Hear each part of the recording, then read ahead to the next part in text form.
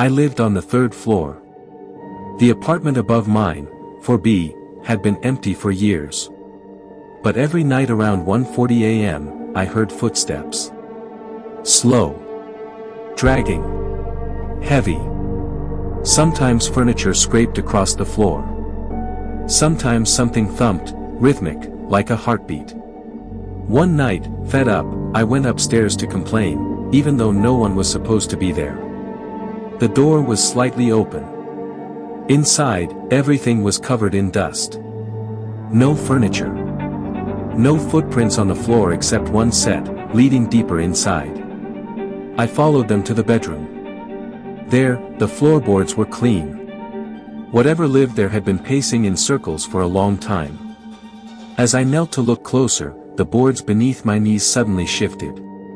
And something underneath knocked twice, as if answering me. I ran. But that night, the footsteps started again. Only now, they were in my apartment. Right above my bed. The next morning, I checked 4B again. The footprints were gone. But on the floor, written in the dust. Thank you for the visit. Tonight, I'll come to your floor. The knocking hasn't stopped since.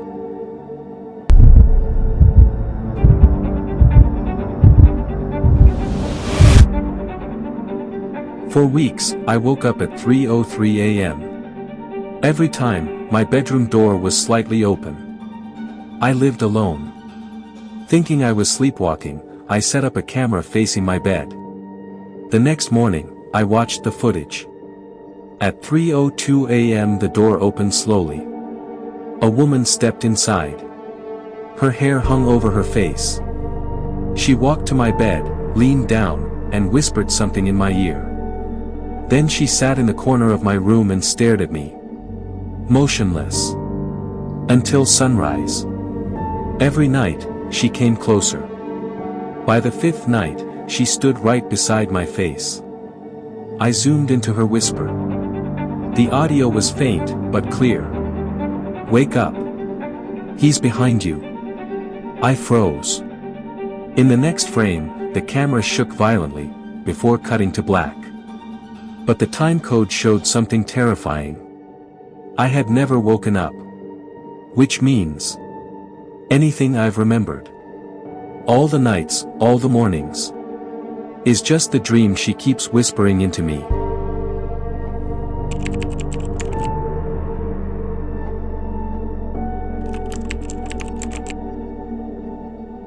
My phone rang at 11:17 p.m. The caller ID said, basement. My house didn't even have reception down there. When I answered, I heard breathing. Shallow. Wet. Slow. Then, my own voice whispered. Don't go to the basement tonight. I hung up, shaking. To prove it was a prank, I opened the basement door. Pitch black. The smell of dirt and something rotten drifted up.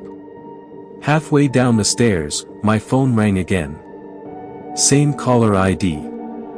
This time the voice said, "You're already here." The basement lights flickered on. In the far corner, I saw myself, pale, barefoot, eyes wide. As if I'd been living down there for weeks. He smiled at me and said, "One of us has to stay." I tried to run, but something grabbed my ankle from the darkness. When I crawled back upstairs and slammed the door, I heard footsteps rushing after me. Now I sleep with the door locked. But every night, at exactly 11:17, I get the same call. Come back. You're not finished yet.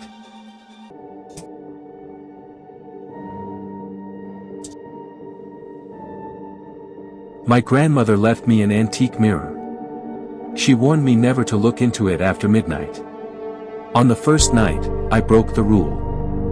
At 12:04 a.m., I saw myself, but my reflection was smiling. I wasn't.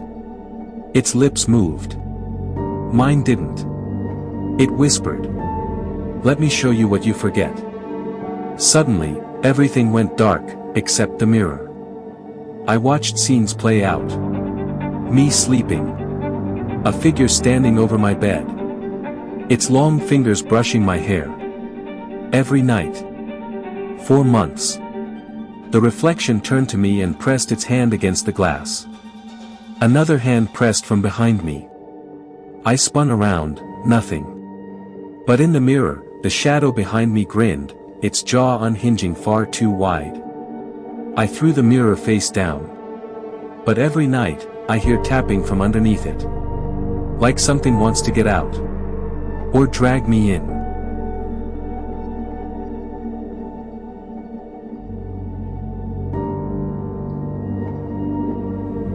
It started with scratching sounds inside my bedroom wall.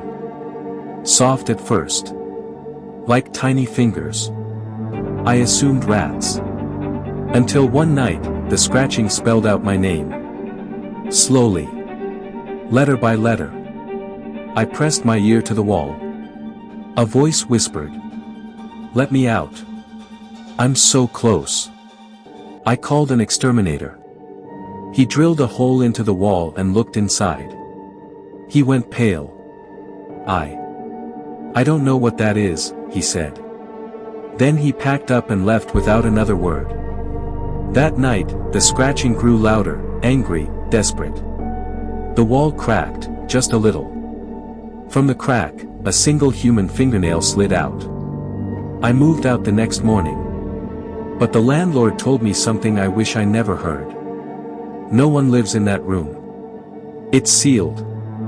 Has been since the incident. What incident? I asked. He swallowed. The last tenant said the walls were hungry. I still hear scratching in my new place. And last night, it spelled something new. Found you.